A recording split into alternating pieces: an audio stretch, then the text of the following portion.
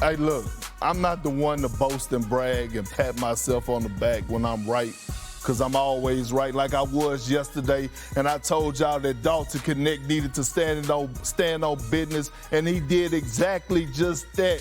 37-piece wing dinner, habanero style, in the Staples Center for the NBA Cup on the line. Come on. It wasn't just Knecht, Perk. The Lakers did what, Wendy? Standing on business. Yeah, they did. Looks like Victor Wembanyama back there. Do I not get one standing on business? That's Hey, how about exactly Sinead wearing Tennessee colors to celebrate the business? Absolutely. That's what I'm doing. Dalton Knecht, though, I mean, he was everywhere for the Los Angeles Lakers. Anthony Davis driving inside here as they face the Utah Jazz. Bron shrug. Once again, LeBron James attacking. A number of plays that made us feel like, how is he doing what he's doing? And I'm sure we're going to see one very soon. The Lakers, they led by 13 at the half, but this is where Knecht would take over, right? Don't think, just shoot. Here. They should ban Zone zone defense. defense in the league. And then once again. I mean, they were deep shots. Shooters are zone busters, and we love being zone busters. There's no deep shot in the NBA. Okay. Well, there's no misses for Dalton Knecht. Shrug. He had a little shrug on the way back. They were loving it. It's All right, as they're Will out of the Hardy, zone. They're out of it's the as Will zone. Hardy Doesn't said matter, after Wendy. the game. Oh. Will Hardy said it seemed like everybody in the building, the head coach of the Jazz, said that it seemed like everyone in the building knew who was going to make the shot except our guys. Once again, Shots fired. 18 consecutive points there for Dalton Knecht. LeBron James is loving it. Do you think he would stop there, though, Wendy? You think that was the end? I do not. Again, this was not exactly the greatest defense.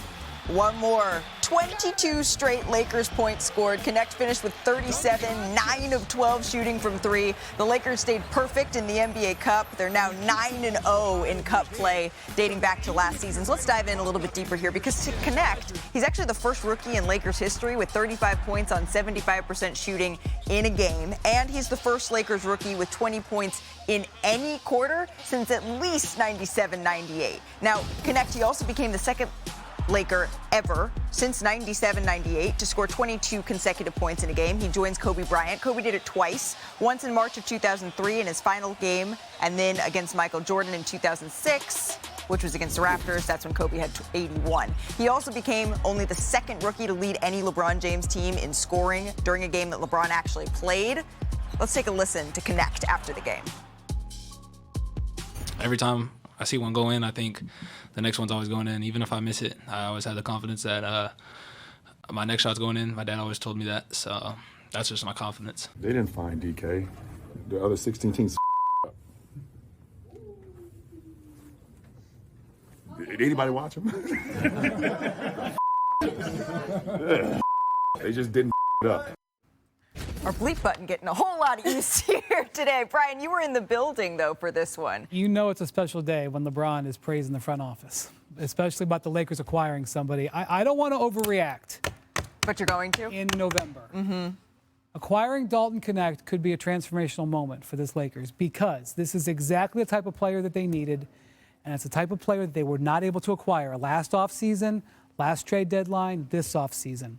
And they got him the 17th pick. By the way, the 16th pick, he said the other 16 teams messed up. The 16th pick, Jared McCain in Philly, he's doing pretty good. So I advise LeBron to amend it. We know that in the history of LeBron's career, for decades, that when LeBron plays with the shooter, it's like chocolate and peanut butter going together. You know that those two things work together, LeBron and a shooter. It's so rare for LeBron to have a rookie who can come in and shoot. LeBron to have a rookie who can come in and contribute. And so this is like found money for them. I don't want to overreact and say that this is a huge thing, but if he can truly be this type of offensive player, it changes the Lakers' ceiling without changing their assets, which is what they badly needed, especially because this pick only happened because New Orleans pushed off. New Orleans could have had this pick. They said, this draft isn't very good. We're going to go next year, Lakers, and look what's happening. Look, if Dalton and LeBron are chocolate and peanut butter, then Anthony Davis has to be the jelly, because it's all working together well right now. Look, I was watching the game, and I was like, there's something different about Dalton Knecht. Yeah. typically you come into the league and everyone's like, his strength is three-point shooting. It doesn't feel just like that. He's got that dog in him. He wants to be great. And when I look at this squad, clearly we all know the recipe for success. LeBron James, he's embraced the identity of being that Mr. Triple-Double. Anthony Davis has embraced the identity of being an MVP. Now they needed the shooter, and they found their shooter. 9 for 12, 37, coming off of a tear the last 3 or 4 games. To me, this is the piece that they need. They found something that works in the starting lineup. You have to give a lot of credit. But lastly, I'll say this. JJ, it feels like he has his clone on the floor. Now, he's different than JJ physically, which probably raises his ceiling perk. But the idea that he has a coach, and I go back to what Knecht said. He said, hey, I always feel like the next shot is going in.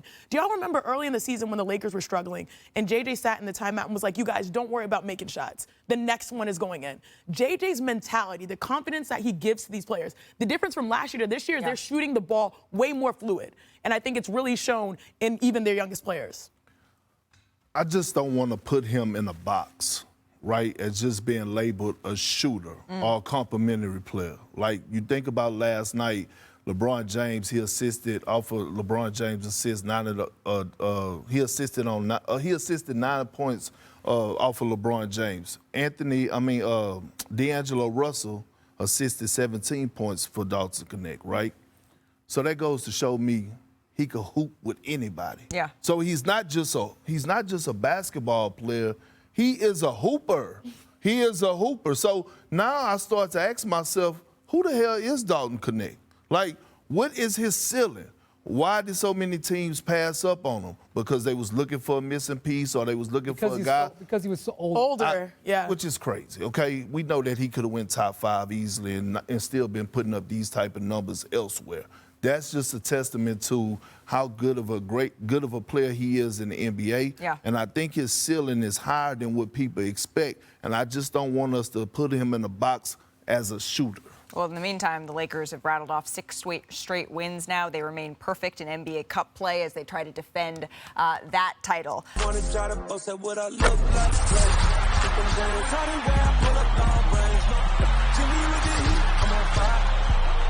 NBA,